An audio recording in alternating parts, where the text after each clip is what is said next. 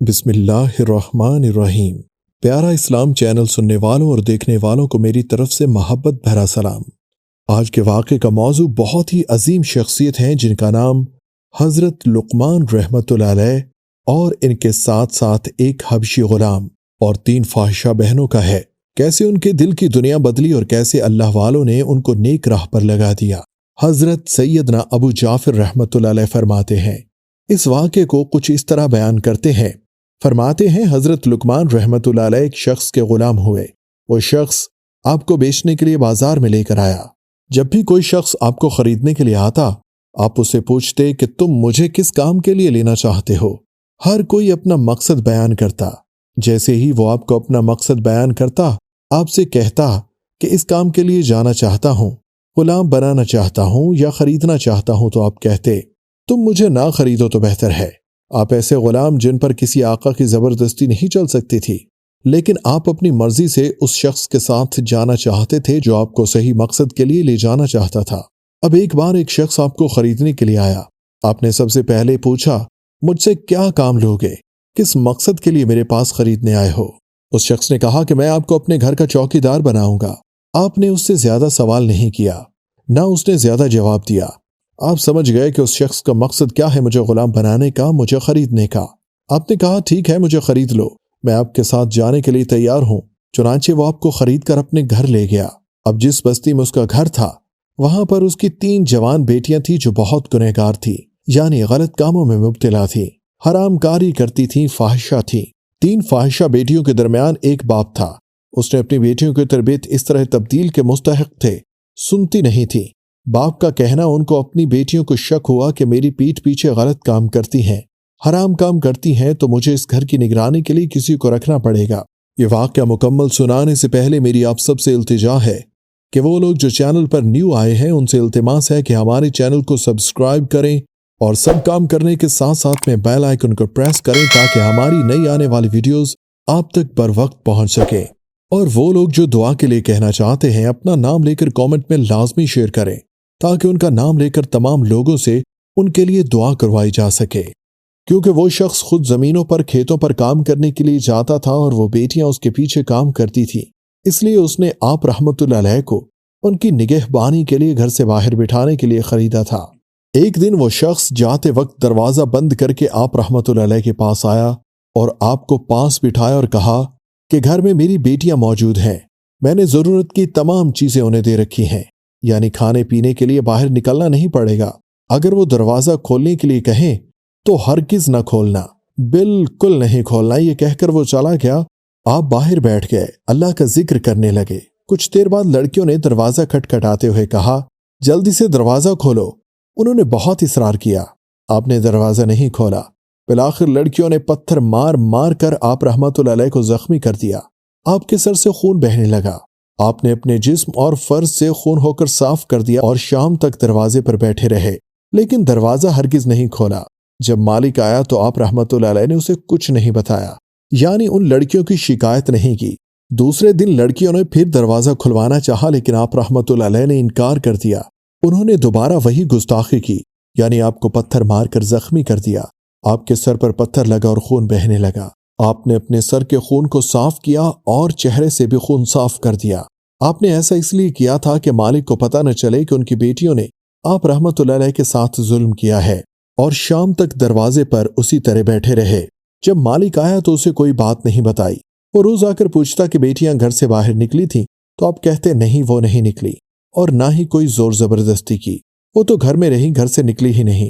کچھ دن گزر جانے کے بعد ایک دن تیسری لڑکی نے کہا، اللہ جلالہ کی قسم، اس حبشی غلام کی کیا شان ہے کہ مجھ سے بہت زیادہ اللہ تعالیٰ کا اطاعت گزار ہے، یعنی نہ اس نے ہمارے باپ سے ہماری شکایت کی اور نہ یہ کہا کہ ہم گھر سے باہر نکلنے کے لیے اس کو کہتے ہیں اور ہم اس کو مارتے ہیں اور اس کو زخمی کرتے ہیں۔ یہ تو اللہ کا اتنا اچھا بندہ ہے، اس کو دیکھ کر میرے دل کی دنیا بدل گئی۔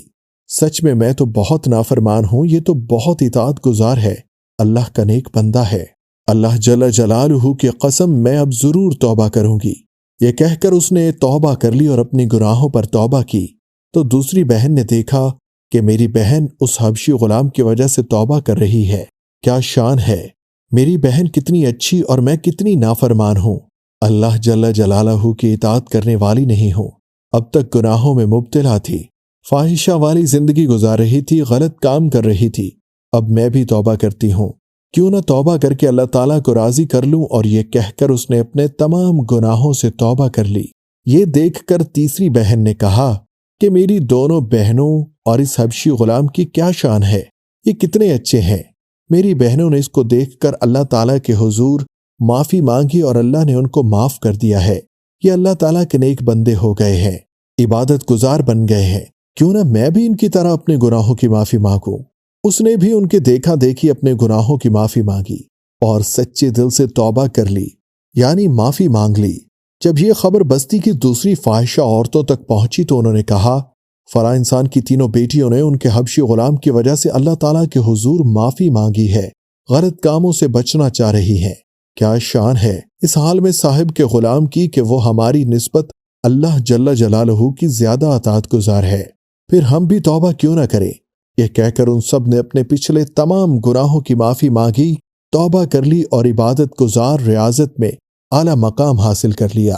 میرے پیارے بہنوں اور بھائیوں، اس تین بیٹیوں کے باپ نے حضرت لقمان علیہ السلام کو کیوں غلام بنانا چاہا، یعنی ان کو کیوں خرید کر چوکیدار بنایا؟ کیونکہ وہ جانتا تھا کہ وہ اللہ تعالیٰ کے نیک بندے ہیں۔ اللہ کے نیک بندے، ان کی صحبت میں ایک بد کردار فاحشہ عورت بھی نیک بن سکتی ہے، اللہ والی بن سکتی ہے۔ ان کو یقین تھا کہ میری بیٹیاں مجھ سے تو نہیں سدھریں، میری پیٹھ پیچھے گناہ کرتی ہیں، لیکن اس اللہ کے نیک بندے کی نظر سے یہ بدل جائیں گی۔ صرف کچھ دنوں میں جو ان کی بیٹیوں کا حال ہوا، وہ اتنی نیک بنی، اتنی عبادت گزار بنی، اور ان کی وجہ سے پوری بستی کی فاحشہ عورتیں بھی گناہوں سے توبہ کر سکیں، سب عبادت گزار بن گئی، اور اعلیٰ مقام اللہ پاک نے ان کو اپنے نیک بندے کی وجہ سے عطا کر دیا۔ حضرت لقمان رحمت اللہ علیہ، آپ کی تاریخ اور آپ کی بعض نصیحتوں کا ذکر قرآن مجید میں بڑی عظمت اور شان کے ساتھ بیان کیا گیا ہے، اور انہی کے نام پر قرآن مجید میں ایک سورت کا نام سورہ لقمان ہے۔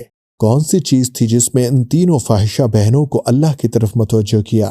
حضرت لقمان رحمت اللہ علیہ فرماتے ہیں، میں نے اپنی زندگی کے 300 سال مختلف دورانیوں سے لوگوں کا علاج کیا، مگر اس طویل تجربے کے بعد میں نے دیکھا کہ انسان کے لیے سب سے بہترین دوا محبت اور عزت ہے۔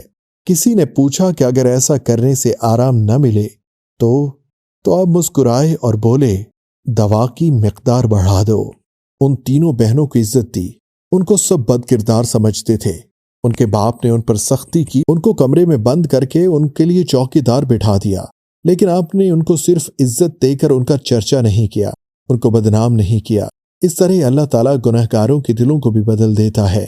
کون کس طرح کا انسان ہے اللہ بہتر جانتا ہے، اور کس نیک بندے کی وجہ سے کسی کا دل بدل جائے اور وہ اپنے گناہوں سے توبہ کر لے تو ایک اچھے انسان کی نیکی اور ان کے خاص عمل کی وجہ سے خاموش رہے، شکایت نہیں کی، محبت اور عزت دی۔ محبت بیٹیوں کی طرح اور عزت جس طرح معاشرے میں ہونی چاہیے، ایک دوسرے سے محبت کریں اور ایک دوسرے کو دل سے عزت دیں، اس سے آپ کسی کا بھی دل جیت سکتے ہیں۔ ہم اور آپ کیسے ہیں ہم بہت اچھے سے جانتے ہیں۔ ہم ایک دفعہ کسی کی خواہ میں پتہ چل جائے گا، اس کے بعد ہم اس کو اپنی نظروں میں گرا دیتے ہیں اور اس کو برا سمجھتے ہیں، اس کو لوگوں کے سامنے ذلیل کرتے ہیں، لوگوں کی چیخیں بتاتے ہیں کہ یہ شخص ایسا ہے، اس میں یہ برائی ہے، اس سے دور رہو، لیکن سراسر غلط ہے، کیونکہ ہمارے اسلام میں یہ نہیں ہے۔ حضرت لقمان علیہ السلام نے ہمیں یہ فرمان دیا، یہ ہمیں نصیحت کی کہ ہم لوگوں کے راز کو راز رکھنا چاہیے تاکہ لوگ ایک دوسرے پر یقین کریں، اور اس طرح ہم ایک دوسرے سے محبت کرنے والے بن جائیں، اور اسی طرح زندگی گزارنا آسان ہو جائے گا۔ اللہ پاک مجھ کو اور آپ سب کو عمل کرنے کی توفیق عطا فرمائے، آمین یا رب العالمین۔